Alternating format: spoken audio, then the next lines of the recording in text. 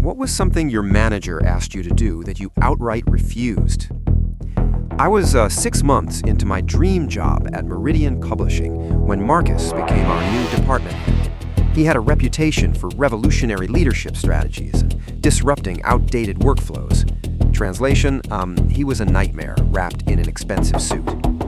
My first red flag should have been the mandatory 7 a.m. inspiration sessions, where he'd pace like a televangelist, spouting motivational quotes he'd clearly stolen from Instagram. My second red flag was when he fired Janet, our 62-year-old office manager, for not embracing the future-forward mindset of Meridian's evolving paradigm.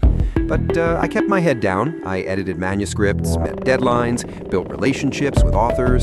Publishing jobs were rare in our city, and honestly, I'd competed against 273 applicants to land this one. Then came the Edwards manuscript. Edwards was a retired professor who'd written a memoir about his archaeological work in South America. The book was brilliant, thoughtful, well-researched, ethnically sensitive. It had already received pre-publication praise from respected academics. Marcus called me into his glass-walled office on a Friday afternoon. "We need to spice up the Edwards book," he said, not looking up from his phone. "Add some sensationalism, mystery, intrigue." He made jazz hands on the last word. I shifted uncomfortably. "It's a scholarly memoir. The writing is already excellent."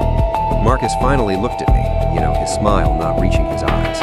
"Rebecca, do you know what sells books? Controversy, ancient aliens, lost civilizations, curses."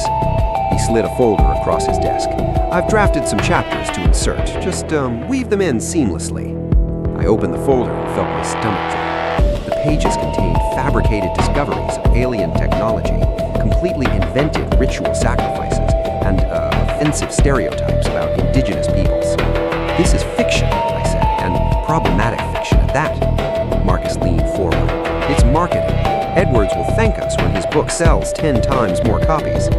But it would completely undermine his research, his reputation." "His reputation," Marcus interrupted, "is not our concern. Our concern is profit margins." I closed the folder. "Edwards trusted us with his life's work. I can't do this. I can't." His voice dropped dangerously low. "Or won't." "Won't," I clarified, standing up. "This violates everything about publishing ethics." His face hardened. "I'm not asking, Rebecca. Either make these changes by Monday or clear out your desk."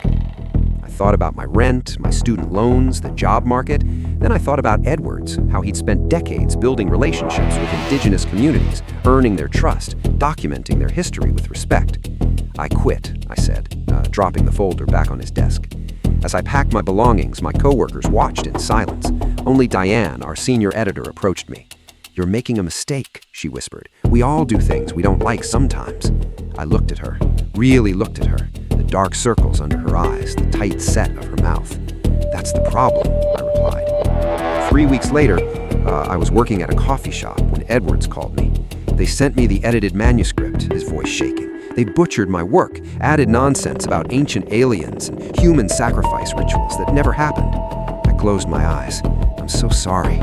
"He's pulled the book," he said, "but I want to know who did this." I told him everything.